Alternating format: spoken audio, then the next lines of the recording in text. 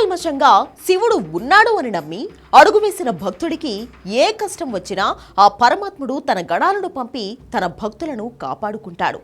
ఇదే కాన్సెప్ట్తో వచ్చింది కాంతారా చాప్టర్ 1 సినిమా. ఏ సినిమా రిలీజ్ అయ్యాక అంతా శివగణాల గురించే మాట్లాడుకుంటున్నారు. అసలు ఈ శివగణాలు అంటే ఎవరు? వాళ్ళను శివుడు ఎలా సృష్టించాడు? ఎందుకు సృష్టించాడు? ఈ శివగణాల పని ఏంటి? ఇదే ఇప్పుడు సోషల్ మీడియాలో హాట్ టాపిక్.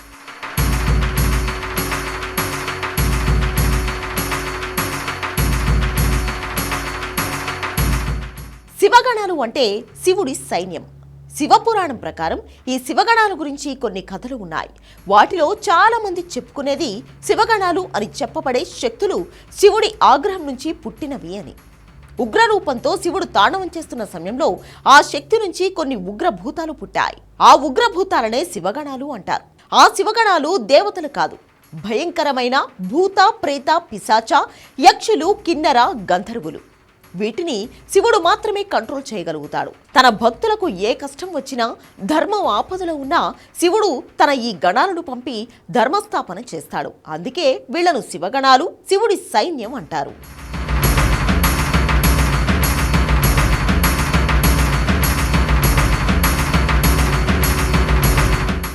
శివగణాలకు రూపం ఉండదు. అవి మనుషుల రూపంలో ఉండొచ్చు, జంతువుల రూపంలోనూ ఉండొచ్చు, ఎలాంటి ఆకారం లేని శక్తి కావచ్చు, ఎముకల గూడలా కూడా కనిపించవచ్చు. ఈ శివగణాలు ఎప్పుడూ మత్తులో ఉంటాయి.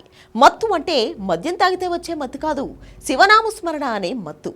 శివుడి ఆజ్ఞను పూర్తి చేయడం, తర్వాత శివనామస్మరణలో కాలం గడపడం మాత్రమే వీటి పని. కాంతారా సినిమాలో చూపించిన పంజర్లి, గులిగా అనే దైవాలు శివగణాల కిందకే వస్తాయి. కాంతారా కథలో ప్రజలు బతుకుతున్న తమ భూమికి కొందరు బ్రహ్మరాక్షసులు లాక్కోవాలని చూసినప్పుడు శివుడు తన గణాలను పంపి ధర్మ సంస్థాపన చేస్తాడు. పంజుర్లి, గులిగా మాత్రమే కాదు, మనం భక్తితో మొక్కి కొలిచే వినాయకుడు కూడా శివగణాల్లో భాగమే. ఈ శివగణాలకు అధిపతి కాబట్టే వినాయకుడిని గణనాథుడు అంటారు. దేవుడు ఆ భూతాలకు అధిపతి ఎలా అవుతాడు అని చాలా మందికి అనుమానం రావచ్చు, కానీ అదే నిజం.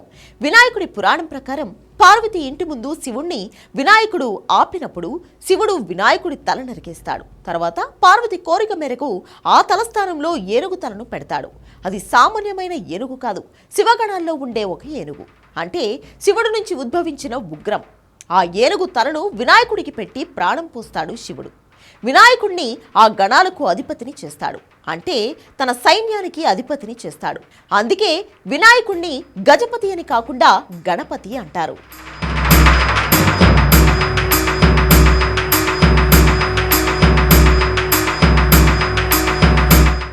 మన పురాణాల ప్రకారం బ్రహ్మరాక్షసులు అంటే బ్రాహ్మణులుగా పుట్టి వేదమంత్రాలు చదివి అధర్మం వైపు నడిచిన వాళ్ళు.